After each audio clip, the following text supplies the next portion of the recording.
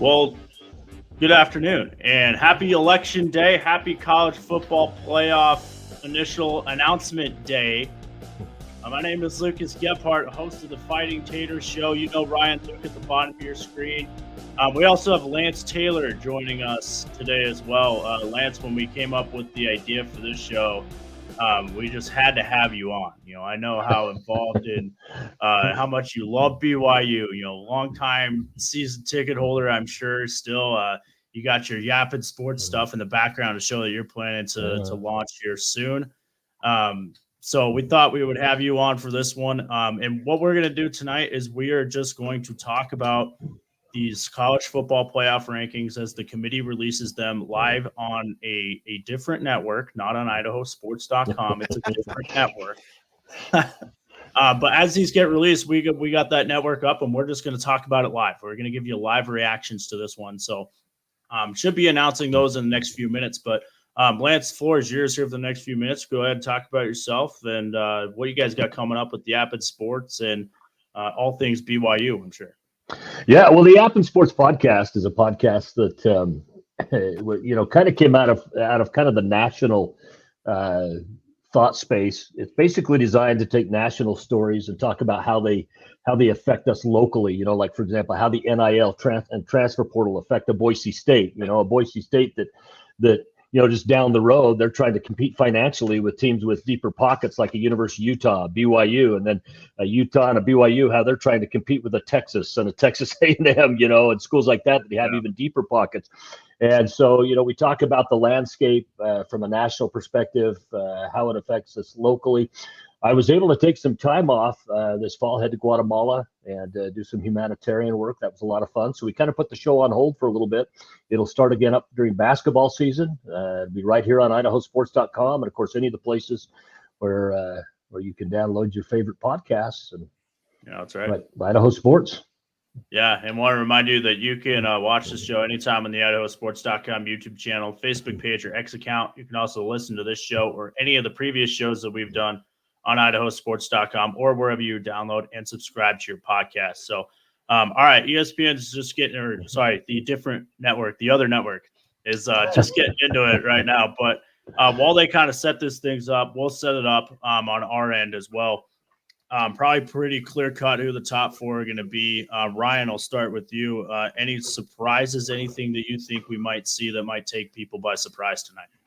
Well, last week when Penn State continued to fail against Ohio State and really big ranked teams, I mean, no attack at Penn State, at Pun State at all.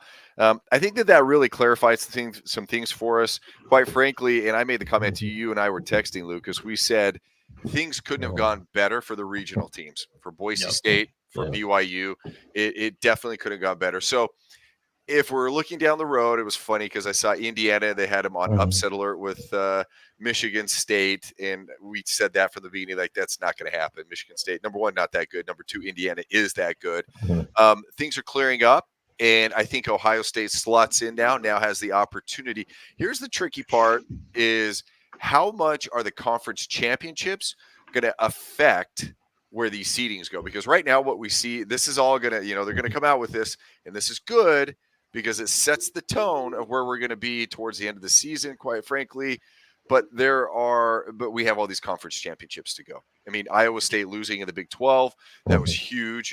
Kansas State losing, still controlling their own destiny, though, is huge. So, we have a lot of things going on there. So, no, there is nothing surprising other than the fact that, Texas A&M couldn't take care of business. Yeah, and you talked about the big week. We have it up here. Big week for Boise State, not just Boise State, BYU as well. Texas A&M goes down. Iowa State goes down. Kansas State goes down. Clemson goes down. All the while, and Boise State's just sitting there watching all this unfold when they just coming off and just waxing San Diego State 56-24 the previous night. So, Lance, we'll go ahead and throw it to you. I know you kind of have your projections of what you think your top 12 will be. You actually think Boise State, there's a chance that they are not the 12. Yeah, I really have Boise State. I think they're going to come out somewhere between 10 or 11. I have them at the 11 spot. Actually, I have Alabama at the 12th spot. I think just the way that they do the college football playoffs, that Alabama with those two losses. You look at Alabama. The loss to Vandy is not looking right now like as bad a loss as it looked like at the time. Vandy's turned out to be a pretty dang decent team. Of course, they lost to Tennessee, there as well. And so but you got two losses on your record. It makes a difference. There's no question about it, particularly when it comes to the way that they calculate college football playoffs. I think Boise State, when you look at Boise State, what they've got left on the table. Okay, first of all, they got that loss to Oregon, a game that they very well could have won. They get their home versus Nevada, 3-7, at San Jose State, 5-3, at Wyoming, 2-7. The catch game for them could possibly be the Oregon State game. Oregon State's only 4-4, but Oregon State has enough raw talent on their team that they can step up in a game if they put things together. I don't think they'll do it, but they possibly could. But I think Boise State has a good, has a good run there. I think the teams that I have in. That I think they'll announce tonight as being in. I think it's Oregon, Georgia, Miami, BYU, Indiana, Ohio State, Texas, Notre Dame, Tennessee, Penn State, Boise State, and Alabama. Now, there's a team outside of there, again, Texas A&M, maybe sneak in somewhere. But I think SMU is another team that could potentially step up in. That loss early in the season to BYU, the way people projected the season going for BYU was going to be an ugly loss for SMU. Well, that ended up being a good ball game and being a pretty dang good loss. And for BYU, that ended up being a heck of a win when you look at what SMU has done. And you look at the rest of the season, they've got Boston College at home, 4-4, at 4-4 Virginia, at 4-4 Cal, or home with 4-4 Cal, going into the final, going into what could potentially be the conference championship game. So I think SMU could possibly, I think they've got actually the best pathway to, by the end of the season, or at least the end of the regular season, kind of sneak up into one of those spots. Yeah, and Penn State Did you have four? Yeah. Lance, did you have four SEC teams? Is that what you had? I did have four SEC teams. Yep. I got Georgia. 3 Big Ten. I got Texas. I got Tennessee, and I have Alabama. Those are my four. And then you had those? You had the 3 Big Tens, right? No, yeah, Penn I did. State, Ohio State, Oregon. At the end, I don't think the SEC is going to get 4 teams in. I just don't think it's going to happen. But as for tonight, and what will be announced tonight, that's what I believe is going to be announced in this group. But at the end of the day, I don't think the SEC gets 14. In fact, I'll tell you a team that, we're looking at right now in the top 4, but I think is probably the unsung of the top 4 right now. I've had a chance to watch every single one of these teams play this year. I think Miami might be the best team in the country.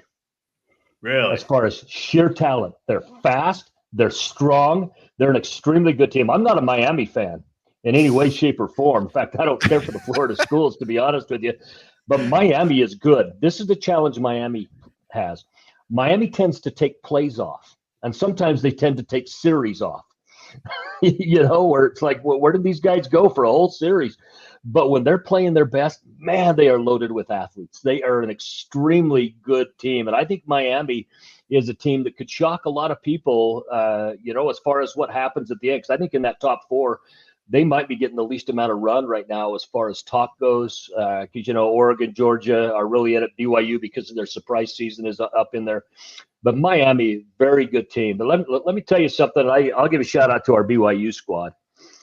BYU does not have a player, not a player in the top 50 of any individual statistics, of main statistics. They're 8-0. Their top rush, or their top passing, obviously, Retzlaff, 48th in the country. Top rusher, L.J. Martin, 168th in the country. Top receiver, Darius Lassiter, 102nd in the country. Over on the defensive side, total tackles, 208th is their top guy, Harrison Taggart. For sacks, it's Jack Kelly, 81st in the country. For interceptions, it's Jacob Robinson, 60th in the country. I think when you look at something like that, how do you gear for a team like that? If you're game planning, how do you plan for a team like that? Well, Well, it's the sum Which of all the players do you pieces. step up? Yeah, that's right. Yeah, That's right. It's the sum of all the pieces with BYU, and they're never going to blow you away with athleticism. Although I think they did get bigger and stronger along the trenches. And I'm going to give it a shout out to Boise State as well. Yeah. In this era of transfer portal and NIL, they have absolutely gotten bigger and stronger across the front. Obviously, Ashton Genty's amazing, whatever. Yeah. But Maddox Madsen, there it is. But Madsen, Yeah. kind of an afterthought in the state of Utah in terms of recruiting. I did one of his high school games a few years ago, and he was kind of an afterthought. BYU didn't really care. He didn't really want to go to BYU anyway. But he was an afterthought anyway, and so they've stepped up. But the biggest place they've stepped up is in the trenches, Boise State. Yeah. And I would say the exact same thing for BYU. They're now physically able to match some of these schools. And the one team, and this is not a pro BYU thing, but obviously I have a hat on. But the one team that hasn't matched that physicality coming into the Big 12, coming from a really poor conference, is University of Utah, and you can see it showing up front, just has not matched the physicality. I would say Boise State is better geared to participate and compete in the Big 12 right now than Utah is. Oh, I think so too. In fact, I was hoping that would be who they ended up taking. But being a BYU guy, I was, there's parts of me that was happy to see them come into the Big 12. There's parts of me that wishes they would have been stuck in that what is now the remainder of the Pac-12, and been a third wheel there. But I think I think you're right with Boise State, BYU. I think both of them, and I think this is the difference too. I think oftentimes in many years, Boise State and BYU have been able to compete with their starting 11, offensive and defensively. I think the difference this year too, I know particularly for BYU, is depth. Depth has played a big role because they have had some injuries this year, and they've been able to bring some people up in. When you look at what's happened with the receivers, but they've still been able to complete what they've completed with the running backs, LJ Martin's injuries, but they've still been able to do what they've done there. The one thing I want to see with Boise State, you look, for example, with Genty, right now, he's got 190 carries. 190 carries. Closest to him has 25 carries. If something happens to Genty, which, I'm praying it doesn't, because he is so fun to watch. And I love Boise State too. I'm a BYU guy, but I love Boise State as well. But if something happens to Genty, what is the committee, and where does the committee start for the other guys? Is it a Crow who has the second most carries? Is it a Riley? Does Madsen have to put more on his legs now? What happens if something happens to Genty? Where I think out of those two teams, out of a BYU and a Boise State, I think BYU is better equipped to handle injuries than a Boise State is. Sure, depth-wise. Are you seeing this right now? Yeah, they've announced the first. They've gone 25 through now 16. I'm writing them down as we go. Yeah. So they're kind of flying through the rest of the top 25. So they're announcing who's not going to be in the field first. Here's who they've got so far. I'm going to go from 25 down. So this is starting at number 25. You have Army coming in at number 25, number 24, Missouri at 6-2, Clemson at number 23. How far they fell this week. Well, it's poor ACC play. It's poor ACC play. Yeah. Right. That's right. I don't think you can call it anything else. The poor ACC play. Yeah, another ACC school coming in at number 22 in Louisville, Washington State at 21, Colorado at 20, Kansas State at 19. And then you have Pitt at 18, Iowa State 17, 16 is Ole Miss, and they just announced 15, which is LSU. So LSU plays Alabama this week. So there's a 2-loss SEC school that's sitting 8 spots. Outside of even having a home game and a couple spots outside of the top 12. Yeah, the loser that's done. You can't have a 3-loss team. So the loser that's done. Yeah, I feel the same way. I'll tell you a team though that is a much better team now than they were to start the season. Their improvement level has been a lot, and that is Colorado. I think Colorado is much better team now than they were to start the season. I'm not a big Deion Sanders fan. I'm not a flash and bling guy. In fact, my favorite uniforms in college football are Penn State because there's nothing on the helmet, and Notre Dame when they wear their ones that are just plain. My favorite NFL helmet is the Browns. I'm not a big flash and bling guy.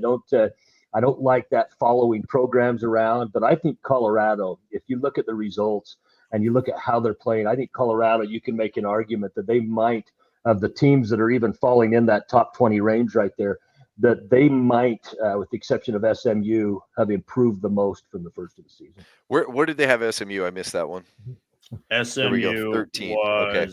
So yeah. 14 is A&M, and then 15 is SMU. Yep. I think you're ahead of me. YouTube TV. So, they're just getting into the top 12 now. They just announced Boise State as the 12. Okay. Yep. So Boise State coming in at the 12. I don't think that's a huge surprise. No, and they can pad that, right? Like that can that's a little fluid. They play UNLV again. They need UNLV to win out. They just don't have a chance to, like you said, Lance, Oregon State might be something that they can hang their hats on. But Oregon State doesn't have a great record. They don't have really good wins either. No, that Washington State win and UNLV win, possibly 2 UNLV wins. That's 3 that are all that's it. Alabama. Alabama number 11. Let's see. I had Boise State 11, Alabama 12. Close. But again, I think you're going to get some cannibalism in the SEC anyway. You might get it this week. In a way that Boise State's not going to see that kind of cannibalism where they are. I think they've got a much better path. Yeah, and you're only going to get one group of 5 or 6 now if you want to count the Pac-12. Only one team gets in. Yeah. Yeah.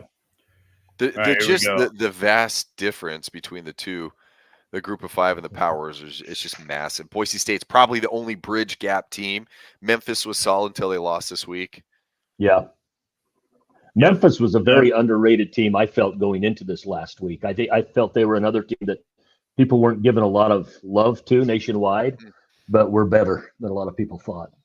Notre Dame at number 10, and I'm just looking at it now. The first, I got to look at my phone a little closer. First team's out, so this is 13 and 14. SMU and Texas A&M are the first teams out. Yeah.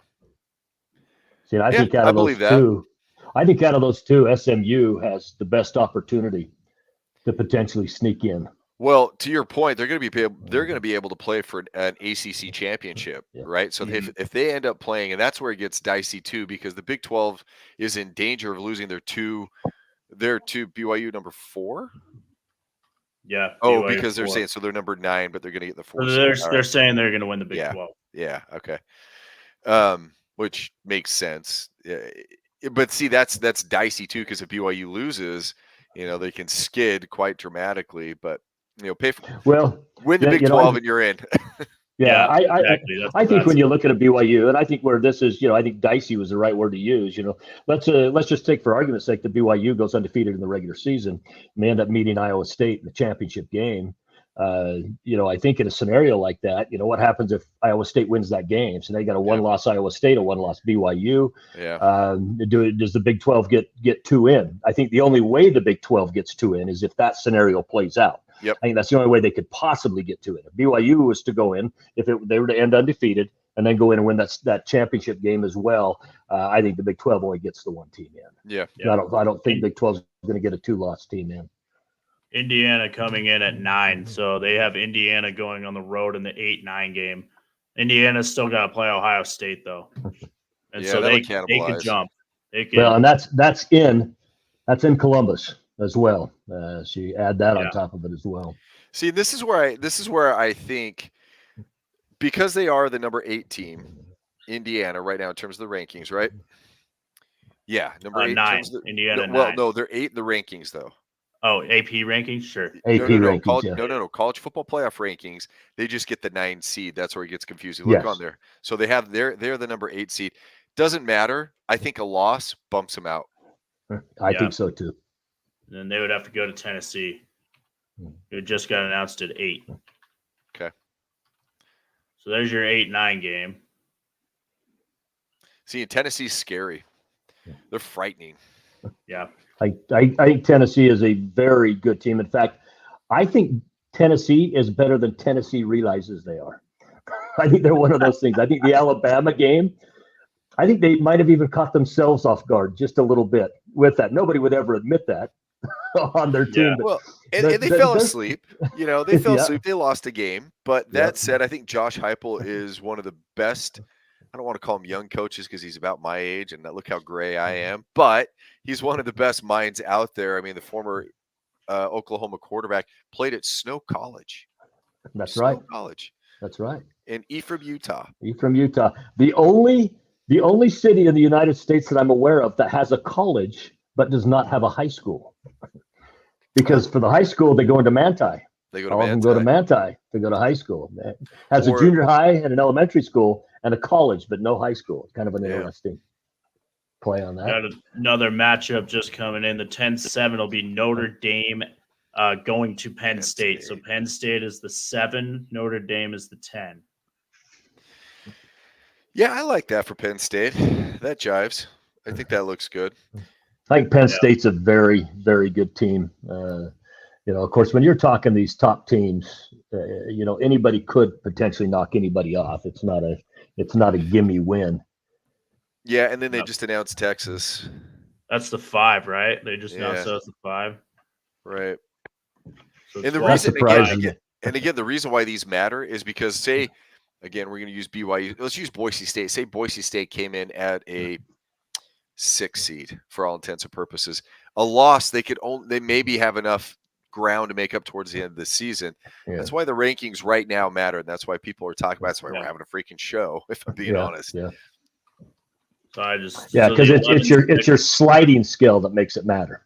Yeah. The amount that you have to be able to slide on a loss and stay in the game. So the 11-6 is Alabama at Texas. And we're about to find out who they have Boise State playing. It's got to be, let's see, Ohio State. Got to be. That's the only one missing, yeah? Yep. Yeah, Miami. Did you say Texas was 6? Texas is 6. Yep. 6. So they have Alabama going to Texas in the 11-6 game. So it'd be Ohio State and Boise State. Yeah, it's got to be. They haven't announced it yet, but I can't believe Ohio State. I mean, Ohio State does have. Oh, they're going through the top 4 right now. Miami at 3. So they'll probably announce the rest of the top 4 before they go to circle back to 5. So they got BYU at 4, Miami at 3. This will be Georgia and Oregon at 2 and 1. Oh, yeah, that's who we all thought the top 4 would be. But again, hold on. But remember, these are the rankings, though. We got to go. Boise State's number 12. It goes Boise State, Alabama, Notre Dame, BYU, Indiana, Tennessee, Penn State, Texas, Miami, and then the remaining 3. So Georgia coming in at 2. Yeah. So that means 3. That means our top 4 is going to be there it is. And Ohio State, Boise State would play Ohio State if the season ended today and we go into the college football playoff. So there you have it, 12-5. Boise State at Ohio State. BYU, a first-round bye. Ryan and I have talked about this for the last couple weeks now. If Boise State could somehow win a game, they'd have to go to the shoe and win it. BYU, Boise State in the quarters in what is probably the Fiesta Bowl, I would think. Yeah. And that'd be a big game, and Utah, BYU, you've got, they got Utah this weekend. That could potentially be a catch game. Then home versus Kansas, and then at Arizona State. I'm actually flying down to that game, to the one at Arizona State, and then home versus Houston. To end off the season, and I think BYU really has a legitimate chance of winning out and going to that state championship, going to the conference championship game. But them and Boise State, that would be a fantastic second round matchup. Be a lot of fun. Yeah, and just the regional rivalry anyway. Just what it does for the region would be fantastic. I think that probably would be the Fiesta Bowl. That would be played down in Glendale. It's got to be, yeah. I mean, looking at where everything else is, and looking at the top 12, I don't think any surprises really in the top 12. Are we surprised about anything here? No, maybe just a couple of a little higher, a little lower. I think BYU. again, I'm talking about the rankings now, not the seeds. I'm talking about the rankings. Yeah. BYU as the 9 seed, Indiana as the 8. Sounds about right. Tennessee's frightening. Penn State coming fresh off a loss. Yeah, maybe. I mean, the Notre Dame loss to Texas A&M it looked good till this past week. Yeah. So just looking here, I was going to look at Miami's remaining schedule. So they're at Georgia Tech versus Wake Forest and at Syracuse. They went out. So they're going to be in the championship. So and Louisville, let's see, let's do standings here. I just had the standings up. Clemson basically shot themselves in the face. So you may look at it's going to be a Miami SMU team or SMU game. I don't think ACC does not get 2 teams in, just one. Well, yeah. Look how far Clemson fell. Clemson was in the top 10, 5? No, not the top 5, top 10 last week. They lose, and this committee has them ranked 23rd. So that tells you what this committee thinks about the ACC right now. That tells you everything you need to know. Yeah, although, the biggest jump in the polls this week was SMU. And they've turned into a legitimate team. My thing with Notre Dame still is, that Northern Illinois loss. That was not a good loss. I mean, you're talking a team that's 1-3 in the MAC, 4-4 overall, and that is a bad look for Notre Dame to have lost that game to Northern Illinois. Do want to invite those of you watching on Facebook or YouTube, feel free to drop a comment. We can pop it up on the screen and we can discuss that as well. But so the top 25 teams in the first CFP rankings are out. So you see it on the bottom of your screen there. Top 4, no surprises: Oregon, Georgia, Miami, BYU. We'll go to the 5-12 now. Boise State, the committee has them traveling to Columbus, but I don't think Boise State is that far away from climbing these rankings a little bit. I mean, if you look at where they have SMU, the first 2 teams out, again, the committee has Texas A&M, SMU as the first 2 teams on the outside looking in. If you look at the latest AP polls, Boise State is right there with SMU, right there with Alabama. That's our 6-11 matchup. Is that Alabama-Texas game. So Alabama going to Austin. Boise State's right there with Alabama. So if you're looking at things like, let's say LSU beats Alabama this week, maybe Boise State starts climbing a little bit. I don't know. Well, I think in the worst case scenario, they would jump Alabama in that scenario. Yeah. 8-9 matchup, Indiana going to Tennessee. And then our 7-10 matchup, Notre Dame at Penn State. But let's talk a little bit about BYU and where these other Big 12 teams sit. I think BYU is are they the only Big 12 team in the field? I think they might be. They are 1 through 12. Yeah, they are. Yeah, so because Iowa State's out. Hold on. Right. Yeah, but we got to go back to this, right? So we're talking about where they have them in the seeds. We can't talk about that right now. We're going to talk about the standings, right? The college football playoff standings, because that's where the sliding scale comes in. That's where the cannibalism towards the end of the season. There's going to be the difference there. So BYU coming in as the 9 they're not the 9 seed, they're the 4 seed, but they have the 9th ranking. I would argue, and to your point, Lance, they've got to win out. If they go undefeated and then get to the championship and keep it close and it's a decent game, there's still a shot to have 2 teams from the Big 12. Yeah, but that's the only scenario. That's the only scenario that could do that. Beyond that, I just don't think that Iowa State has a pathway to get there without winning that conference championship game.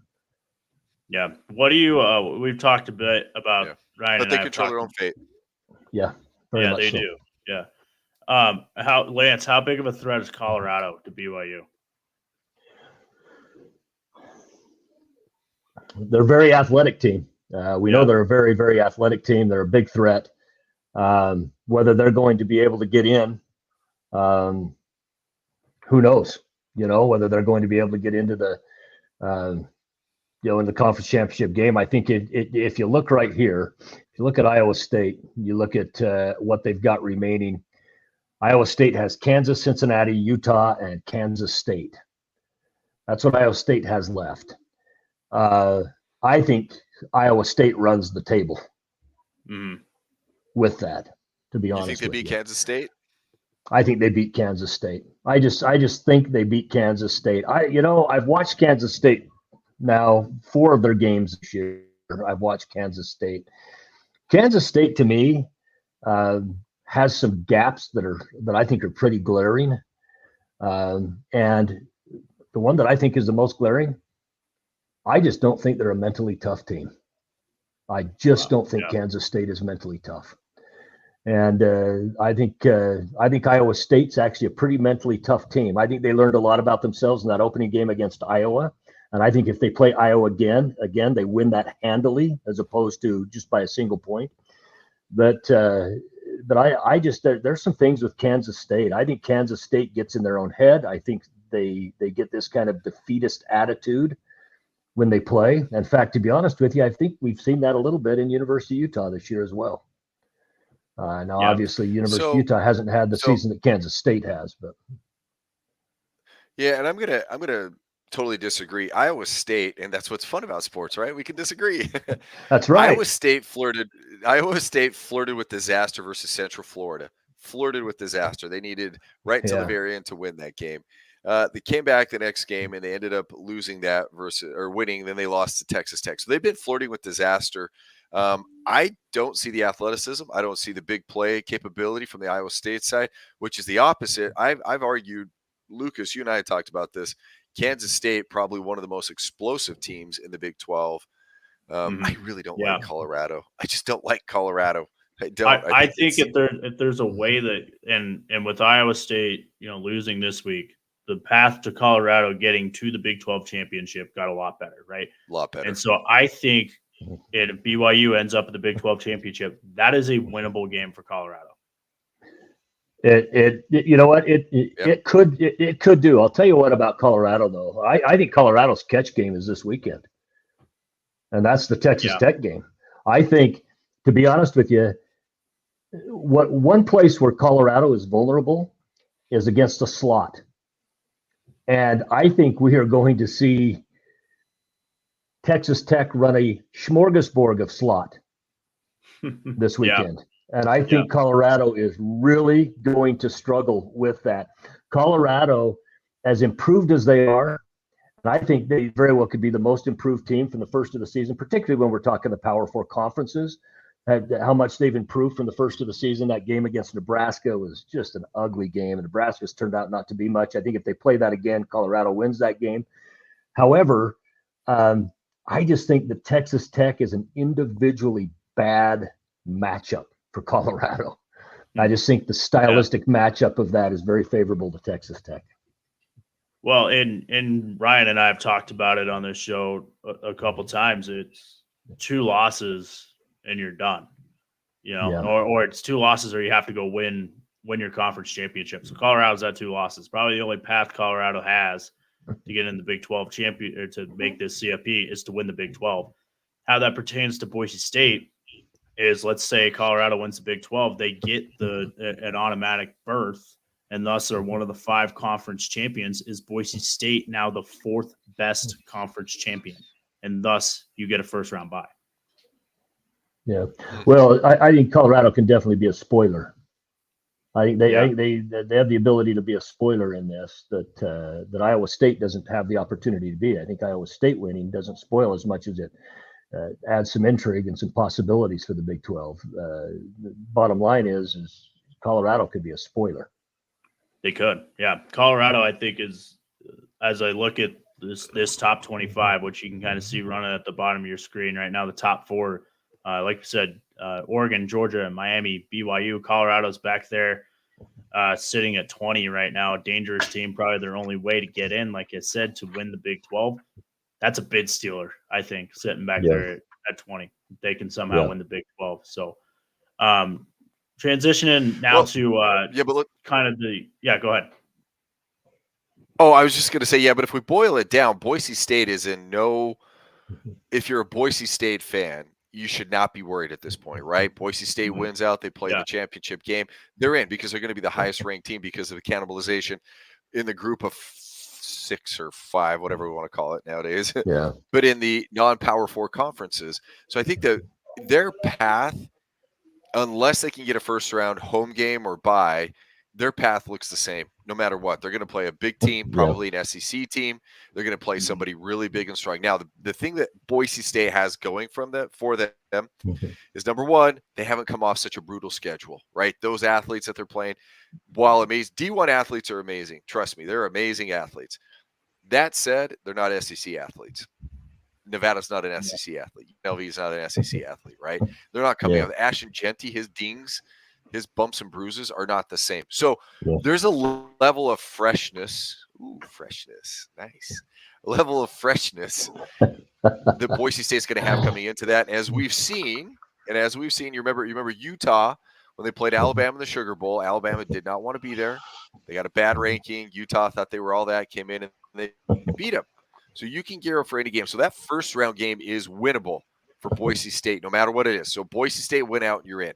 There's no intrigue like, hey, if you lose in the championship game, are you going to do it? I think that speaks a lot. If you're a Boise State fan, you're in a great position. Yeah. Because I think their biggest threat is Army.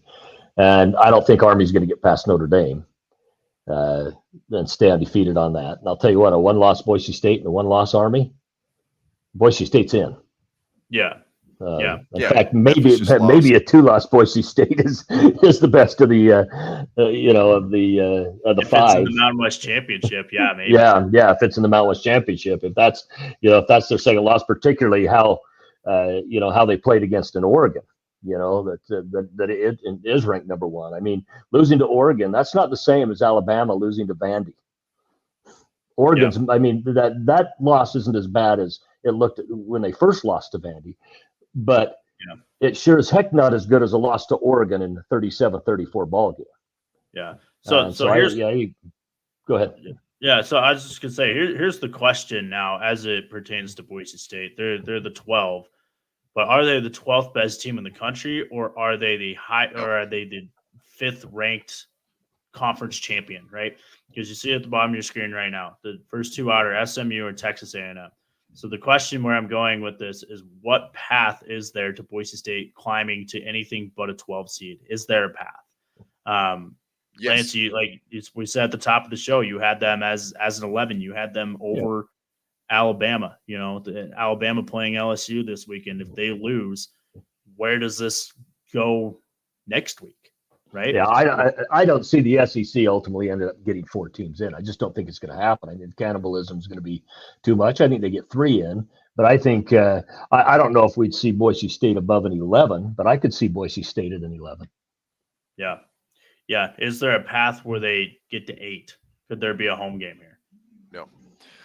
I don't see it. You got to understand is if they're for the integrity of the college football playoff, if they're really picking the best teams, there's no, and you're putting them in the order, like, again, and this is even a slight on BYU. BYU is not the 4th best team in the country. Would they get the 4th seed? Yes, but that's just due to the way they set it up before, all hell broke loose in conference realignment. But if we're being honest and we're looking at it, Boise State, probably not even the 12th best team. I would give them middle of the pack. They may be a 16 through 20. I'm cool with that, 16 through 20, in terms of best teams. Because think about it. Look, you have, let's say, Ole Miss. They're ranked above Ole Miss. If you played Boise State versus Ole Miss, you can't tell me that those athletes from Ole Miss, Jackson Dart slinging darts. See what I did there? Jackson Dart slinging whatever down the field. LSU, just the sheer level of athleticism that comes out of that. That recruiting ground. Heck, even SMU. I do think Boise State could beat SMU. I do. Yeah, I think they could too. This 12 spot is kind of a catch-22, right? Because on one side, you're going to have to go to a big time, probably the runner-up of the Big Ten of the SEC. Right now, it's going to Columbus, right? So that, regardless of who it is, Jimmy's and Joe's at the end of the day are going to win the game. And you talked about, like, Ryan, you talked about, like, Boise State will get up for that game. Does Ohio State get up for that game? I just said it's a college football playoff, man. Like, I think Ohio State's going to get up for it. That's just me, but you better. Yeah. I mean, if they don't get up for the college football playoff, they got bigger issues, and Ryan Day needs to go. Is what that needs to happen. Well, my point to that is this: you have to play one more game, right? So the odds are already stacked against you. Remember the old playoffs when the Giants beat the Patriots in the Super Bowl? My Patriots, right? 18-0, striving for 19-0, and Right. the Patriots got the first round bye. They got into there. The Giants were a wild card team, and that's essentially what we're calling these guys, are wild card teams. They had to play the extra game. I think if they played that game over, Giants are out of gas, and I think the Patriots win it. So the point is that yes, but how much do they have in the tank, right? And you're right. Yeah. Hey, maybe they should. They should absolutely. Ryan Day should get him going for that. But it's one extra game to get to the playoff. To the championship. Yeah. I'm just looking at the ticker here. Indiana at the 8 seeds, an interesting one to me. Indiana, because remember, the College Football Playoff Committee ranks these teams as if the season were to end today, and it's resumes as is, and they don't play any more games. So Indiana, with as weak of a schedule that they've had, comes in at 8, still having to play Ohio State later down the road.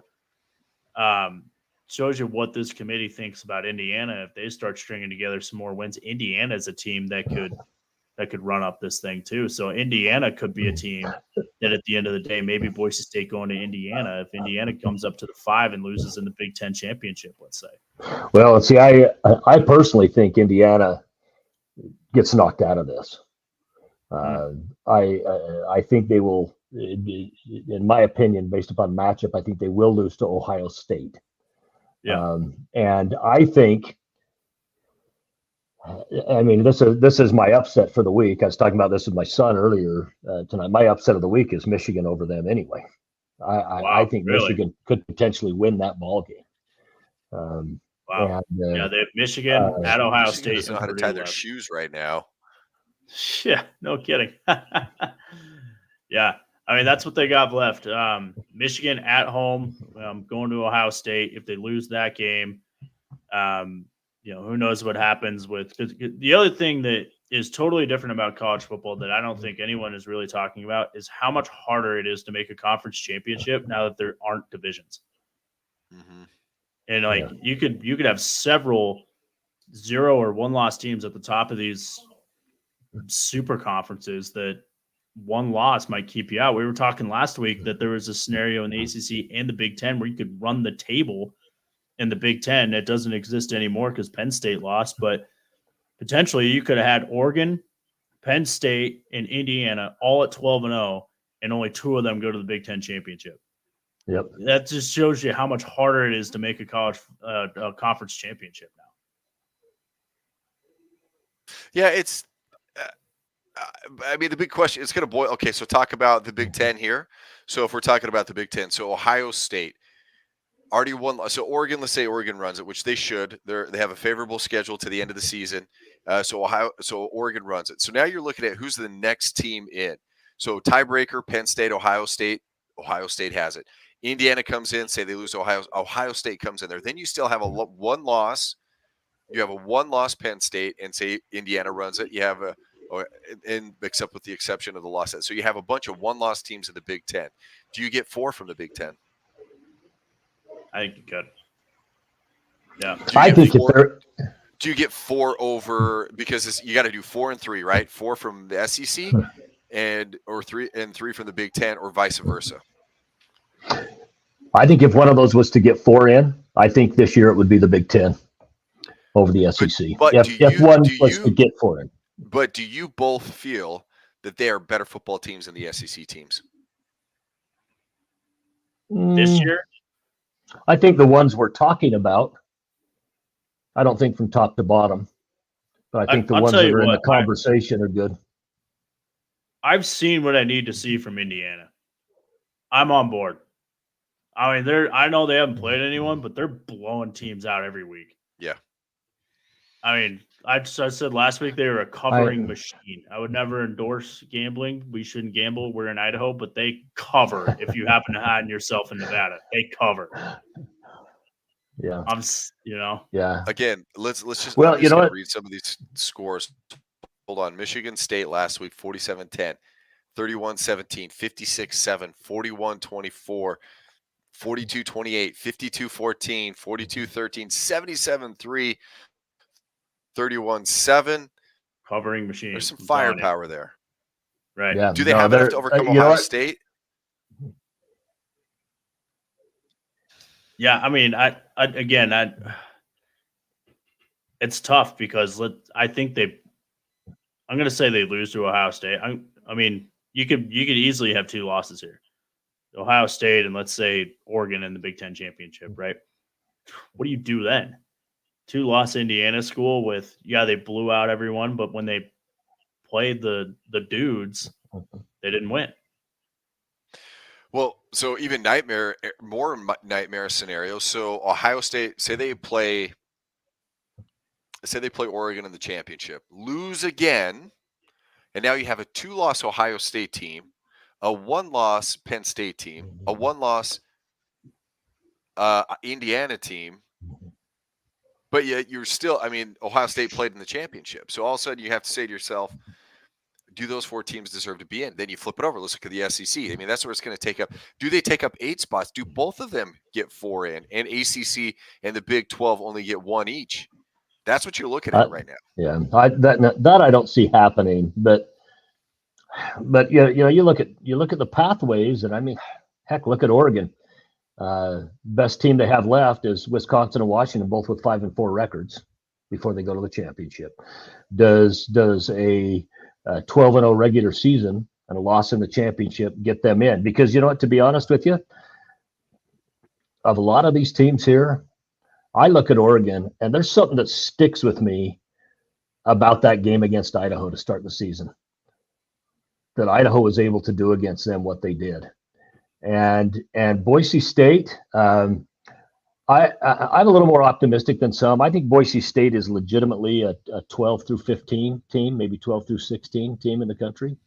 Barring injuries, I'm not talking depth in that. I think they'll probably still be challenged with depth, but I think the healthy factor that you talked about, Ryan, does play a role there. And I think when they're healthy, they're a very, very good team. But I think Indiana is going to end up falling out. That's just my opinion. I think Indiana will end up falling out.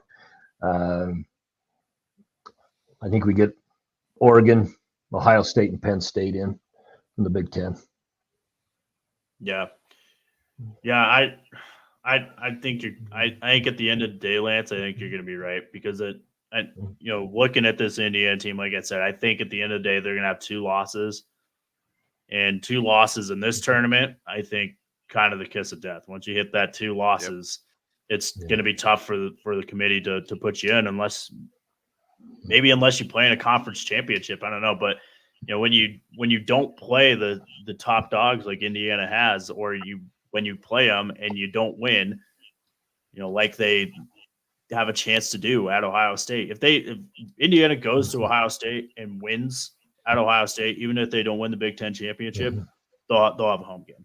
Yeah. See, and I think Indiana has a chance this weekend. Like I said, I think Michigan upsets them this weekend. I think Michigan's going to punish those edges a little bit against Indiana. I think we're going to see Michigan do a lot of tight end stuff, and I think that's going to hurt Indiana. Coming up, huh? Yeah, I think we're going to see a lot of it. I think that's a weakness. I think that's a little bit of a chink in the armor for Indiana. I think Indiana's been very good in space. In fact, I shouldn't say I think. I know they've been very good in space. But I think Michigan might come out and pick them apart this weekend. Now, having said that, let me say this: if there is a blowout in that game, I don't believe it'll be Michigan blowing Indiana out. I think Michigan will win the game, but I think it'll be close. But if there's a blowout, I think it would be Indiana blowing out Michigan. Yeah. So now flipping it back to BYU here. Ryan and I were talking a few weeks ago how we just didn't feel BYU was a 12-0 team. because they'll be favored the rest of the way, right? Yeah. Is there a loss left on this schedule? Is it the Big 12 championship game? I kind of feel like BYU has to be 12. BYU, I feel like, is a 4-seater bust. I feel like if they lose, I don't know. Is there a path in if BYU has one loss? Well, hard part for them is that the Big 12 again is the third best conference, but it's a distant third. I'd take the Big 12 over the ACC right now. Mm-hmm. But yeah, I think it is a distant. I think a 2-team. That's why Iowa State and BYU playing the championship both undefeated would have been great, because then you lose to an undefeated team if you play either one, and I think that you stay in there. Is there a loss in there? Look, I said it, we did our trick or treat, remember? And I said, it's a trick, it's a trick. That's just because I love not having expectations for BYU, because week in and week out they pummel teams. Central Florida pummeled them. Like, it wasn't even close. And Central Florida this close to beating Iowa State. So is there a loss in there? Yeah, because anybody could lose at any time. I think I liken BYU to a little bit like Indiana. Either they're going to beat you or it's going to be a close loss. Mm-hmm.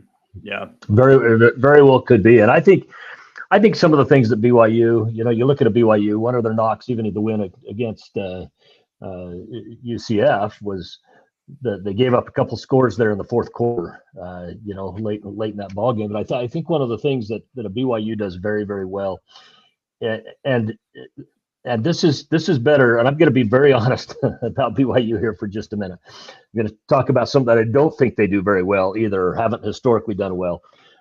One thing I think they do well is I think they've done a lot better clock management this year overall. I think the Oklahoma State game, you can make an argument, maybe not, but I think the clock management has been better. And I think against UCF, they changed up their defensive style in the fourth quarter, because I think they looked at it and said, hey, listen, this is how many possessions UCF would need to come back in this ball game. We're going to change up our defense. They did a prevent earlier than I would have, but it was something that they did on theirs, and just made them take a lot of clock. A lot of time off that clock in order to move down the field. And I think, they looked at it from a strategic standpoint and said, let's just make it so there's just not enough possessions for them to have, coming down to this. Now, BYU, and I'm worried about this weekend with BYU. The reason why I'm worried about it is, with the exception of the win over Arizona this year, which Arizona's turned out to not be what we thought they were going to be, and the win over Cincinnati 2 years ago, in the Kalani Sitake era, with the exception of those two wins, BYU has been atrocious coming off of bye weeks. Their other wins have come against FCS teams coming off of bye weeks, or they've been completely blown out, like what happened at TCU last week. Kalani has to be better at preparing his team on bye weeks. So far this year, so good. But overall, this game really worries me, because Kyle Whittingham's teams have statistically done well coming off of bye weeks, most years under him. Most years under Kalani Sitake, BYU has been not just bad, but atrocious coming off of bye weeks. I know they practiced during those 2 weeks, but sometimes it seems like they've been sitting on their couch the entire time. I know that's not the case, but my point is I have never seen a team be less prepared to pick up a victory coming off a bye week than BYU in the Kalani Sitake era. And I love Kalani Sitake, but I think that's a place where he drastically needs to improve, because you can't afford those kind of losses like they got. I mean, look at TCU last year. I mean, BYU wasn't great last year, but we were better than what we showed against TCU. And I just hope that that this Saturday, for BYU's sake, and really for the Big 12 conference sake, the BYU is extremely prepared. But I think with this too, you got a competitor, Jake Retzlaff. I didn't think last year that, until Retzlaff came in, that we had a quarterback that had a competitive bone in him. I just didn't feel it. I didn't see the competitiveness in the step, in the way the play was done. Retzlaff, I see that. He reminds me a little bit of a Max Hall that way, where his mentality, not as brass as Max Hall, but his mentality is a lot more, we're going to find a way to win this. Where last year, I really didn't see that. And until he came on the field, and even though they lost those last games with him, look how competitive they were against Oklahoma State. They were much more competitive than they had been in many other games during the regular season. And that might help them coming off this bye week. I'm not worried. They'll get for it. It's the freaking rivalry game. I'm not worried at all. They're going to come out firing, and they hate each other, and it's beautiful. I hope you're right, Ryan. I hope you're right. Piss and vinegar, man. It's going to be dangerous. Let's just put it that way. It's going to be fun. We know that. It's going to be fun. I hate the rivalry game. I hate it. I'll tell you what, though, Utah 4-4. It doesn't matter. Utah's 4-4, 0-8, 8-0. They're tough to beat at Rice Eccles under the lights. That's an 8-15 kick. So there was a thing on Deseret News down in Salt Lake, a little article of how many Utah tickets came up for sale, season ticket holders who had put their tickets up for the rivalry game for sale, and that they think the stadium might be an equal 50-50. Based upon the number of private tickets that were going on sale. So I don't think it'll quite be that. I think it might be a 75-25, maybe a 70-30, but there's going to be a lot of BYU fans. Yeah, Utah's not good this year. They're just not. They have terrible quarterback play. They haven't been tough. They turn the ball over. They can't run the ball in the trenches. They're having a tough time. They're calling for Kyle Whittingham's head, and Morgan Scalley's been named the coach in waiting. Like there's a lot of things that are going against it. The way they handled the 19th year senior, at quarterback, like there's a lot of things that haven't gone well for those guys. And so just that being said, they're going to be ready as they can be. I just don't know if skill wise, talent level, they have it to compete. I think BYU, this is a very unique year in terms of they build depth. Plus, they have a year of Big 12 under their belt. So there's that. Well, and I think you're right there in a lot of scenarios. However, I think, when you look at a University of Utah, their offensive line has been absolutely atrocious this year. There's no question about it. Now, part of that might be, for the most part, you've had a young quarterback. But, of course, look, when Rising came back, I'm going to one-up you, the 20th year senior. when Rising came back, the teams were getting to him anyway. But when you look at it, in their wins, they held Southern Utah to nothing, held Baylor to 12, Utah State to 21. That's not that impressive. Oklahoma State to 19, Arizona to 10. Arizona held them. They held Arizona to 23, Arizona State 27, TCU 13, Houston 17. Their defense is still respectable. Not great, but their defense is respectable. And I think as bad as their offense is, the fact that their defense has spent as much time on the field as they have and haven't given up more points is actually a win for Utah's defense this year. Yeah. Well, this has been fun, guys. The other network wrapping things up, so we'll go ahead and wrap some things up too. So just quickly to recap the top 25 again, the first college football rankings. You're kind of seeing it. Scroll through the bottom half of your screen there. We'll go through it 20 through 25. 25 Army, 24 Missouri, 23 Clemson, Louisville, Washington State, who we didn't touch on today, but they're at 21. Colorado at 20. Going now 15 through, or the 12-5 there. We'll get to that in a sec. Going 15 through 20, we have LSU, Ole Miss, Iowa State, Pitt, Kansas State. First two teams out, SMU and Texas A&M. And then we're going down to the matchups. We have the 5-12 game. No one's surprised by this one. Boise State, the 12 seed, they're going to go to Columbus, or scheduled to, or slated to go to. As it sits now. As it sits now. There you go. The 11-6, Alabama would be going to Texas. The 10-7, Notre Dame would be going to Penn State. And your 8-9, Indiana would be going to Tennessee. Your top four, no surprises here: Oregon, Georgia, Miami, BYU. So there you have it. Lance Taylor, Ryan Luke. Lance, thanks for joining us here today. My name is Lucas Gephardt. Lance, welcome back anytime. This is fun. Thank you. Fun to do it. Yeah, we'll see you guys. Good to meet you, Ryan. Yeah. We hadn't met. Love the hat. Here I is. Yeah. We'll be talking more after Saturday.